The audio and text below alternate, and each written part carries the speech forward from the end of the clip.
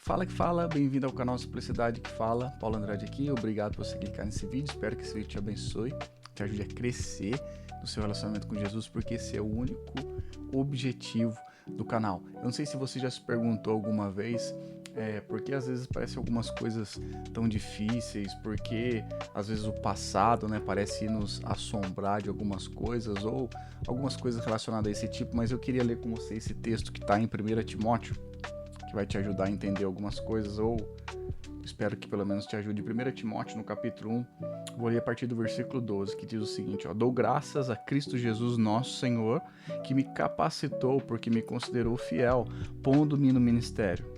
A mim, que dantes fui blasfemo e perseguidor e opressor, mas obtive misericórdia, porque eu fiz ignorantemente na incredulidade. E a graça do nosso Senhor superabundou com a fé e o amor que há em Cristo Jesus. Esta é uma palavra fiel e digna de toda aceitação, que Cristo Jesus veio ao mundo para salvar os pecadores, dos quais eu sou o principal. Quero ler até aqui para você, vou dar um destaque rapidinho no versículo 14, mas antes eu queria pensar com você o seguinte: o evangelho do reino de Deus, servir a Jesus, caminhar com Jesus. Eu não sei se você já caminha, se você tem a intenção, se você conhece ou não a Deus, mas esse é um ponto incrível que o evangelho tem, que Jesus, ele está disposto a caminhar com nós, a transformar as nossas vidas, porque aqui quem escreveu isso é o apóstolo Paulo, e ali ele fala: eu que sou o pior dos pecadores. Ele fala do passado horrível que ele teve. Então, assim, todos nós às vezes fizemos coisas horríveis. Eu já fiz muitas coisas horríveis, e o evangelho, ele me dá essa possibilidade de abandonar essa vida antiga para viver uma vida nova. Mas como que Jesus faz isso? No versículo 14 é uma chave muito interessante: e a graça do nosso Senhor superabundou com a fé e o amor que há em Cristo Jesus.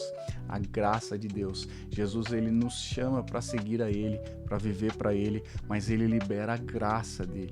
Guarda isso no seu coração. A graça não é algo para nós falar assim, vou pecar, vou fazer o que eu quiser, depois Deus perdoa. Não é isso. A graça é esse poder que Paulo traz aqui, essa novidade de vida. No original, aqui ela tá um pouco do sentido de caris, desse poder dos dons, das coisas de Deus que Deus derrama sobre a nossa vida, para nós vivermos uma vida completamente diferente. Igual Paulo fala, não mais viver aquela vida que ele vivia no passado. Agora ele é um ministro, a graça fez ele algo diferente. Então existe poder para nós vencermos as tentações, para vencermos o pecado, para vencer o passado que nos assombra, os desejos do passado que às vezes vêm sobre a nossa carne. Que eu queria dizer que Jesus Cristo, ele deseja derramar da graça dele. Ele já derramou em alguns casos em nós um poder, a graça dele, para vivermos uma vida digna do ministério.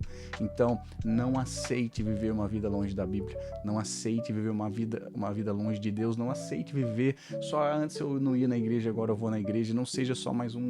Não aceite isso. Viva uma vida na graça. Eu tô lendo um livro agora, onde a nossa liderança está lendo junto, e tem uma frase do livro que ficou, que talvez acho que faça um pouco sentido aqui, onde o autor vai falar que existe muitos convencidos e poucos convertidos. Ou seja, existe muitas pessoas que são convencidas de que Jesus é Deus, de que ele veio, de que ele morreu, de que ele perdoou os nossos pecados. As pessoas até se batizam, talvez até você seja um desse, convencido de Jesus, mas você não é convertido. A graça de Deus, ela faz isso, ela nos converte, ela nos transforma, ela faz a gente sair daquele caminho para esse caminho. Não é simplesmente algo intelectual, que eu reconheço Jesus, ele é o Deus, ele é o Messias, ele é todas essas coisas que a Bíblia diz, mas a minha vida continua a mesma. Não, a graça vem para mudar a nossa vida. Então se apegue a esse texto, 1 Timóteo, versículo 14, a graça, a misericórdia, a fé e o amor superabundou em nossas vidas, para vivermos uma vida digna para Jesus, para vivermos uma nova vida.